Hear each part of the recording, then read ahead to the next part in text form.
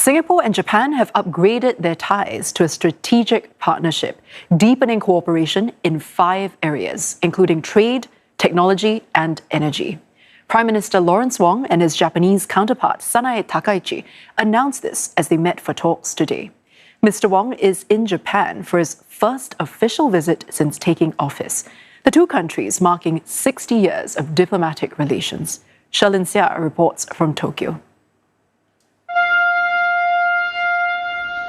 A ceremonial welcome for Singapore Prime Minister Lawrence Wong as he meets with his Japanese counterpart Sanae Takaichi in an official visit for the first time. This comes at a milestone between the two countries, building on 6 decades of trust and substantive cooperation. Today, our relationship has matured and we have become partners with similar strategic outlooks and complementary strengths. And our cooperation is multifaceted, substantial, and mutually beneficial. There is strategic imperative to deepen our cooperation further, especially as we face profound changes in the world today with more uncertainty, fragmentation, and disruption. It gives me a great pleasure to celebrate with you the 60th anniversary of our diplomatic relations. There will be a lot of exchanges and programs, and I hope this will be the year in which we see further deepening of our already strong ties through diverse exchanges and programs. The leaders also set up the priority areas of cooperation under the strategic partnership. Economically, both sides are looking to strengthen trade and investment flows, including renewed agreements to support businesses and agri-food cooperation, as well as supports to boost supply chain resilience.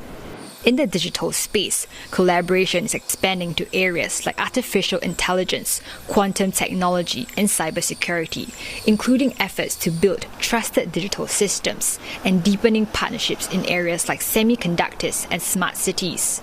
There is also a push to deepen cooperation in defense and security, alongside more high-level exchanges and joint exercises between defense authorities. In green transition efforts, there are new frameworks on energy, sustainability, and climate change, including cooperation in areas like hydrogen, offshore wind, and low-carbon technologies such as carbon capture and sustainable fuels. And beyond government-to-government ties, both sides are stepping up exchanges between their businesses, institutions, and people.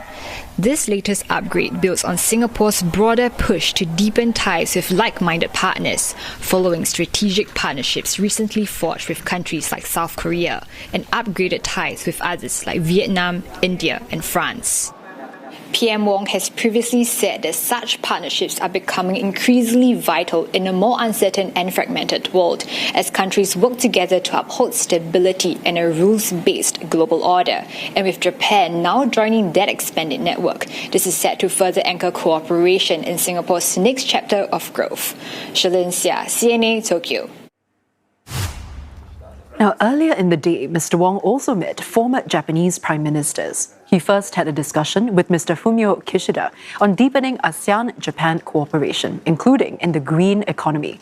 He noted that Mr. Kishida has always been a firm supporter of the regional bloc and has described Japan's relations with ASEAN member countries as heart-to-heart. Mr. Wong also thanked Shigeru Ishiba for his contributions in strengthening bilateral ties during his tenure as Japanese Prime Minister. The two men discussed developments in Japan and the region and ways to further strengthen cooperation. And the Singapore Prime Minister also met Taro Aso, who is currently Vice President of Japan's Liberal Democratic Party. They discussed how Japan and Singapore can continue to work together to strengthen regional peace, stability, and prosperity.